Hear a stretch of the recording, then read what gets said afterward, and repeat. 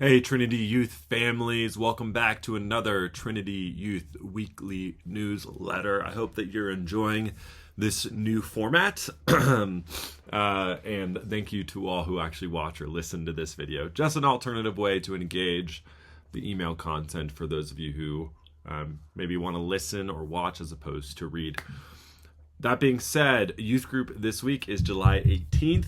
It's going to be 4 to 6 as it typically is, and we're moving into week 2 on our teaching series, Hard Sayings, Good Savior, where we're going to be looking at teachings of Jesus that confront us with the cost to follow him, what he's actually inviting us into, and the invitation for us to say yes to him again, even if it's hard. So week 1, we looked at loving our enemies. Week 2, we're going to be looking at Jesus' command, not just to forgive 7 times, but 77 times, as he teaches in Matthew chapter 18, verses 21 through 35. So we're going to be wrestling with the reality that unforgiveness hardens our heart and breaks our communion with each other and with God, but that God's heart is a heart of mercy towards us.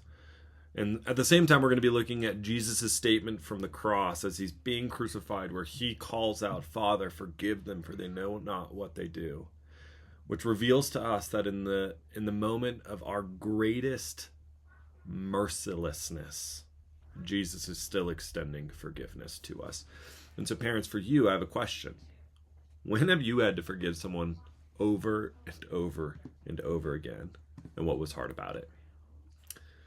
That being said, I also just want to call out how to receive your teenager home from youth group. This is something that I've been thinking about and want to help you all take a step into, as I really think that youth group does not end at 6 p.m. But it actually ends when your teenager has had an opportunity to ride home in the car or get home and process what happened at youth group.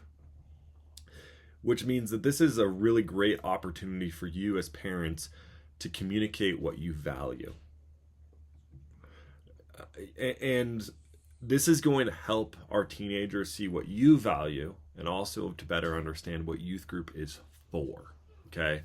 And so I want to invite you all into a season where instead of the first question that you ask when your teenager gets in the car or gets home is, "Was it fun?"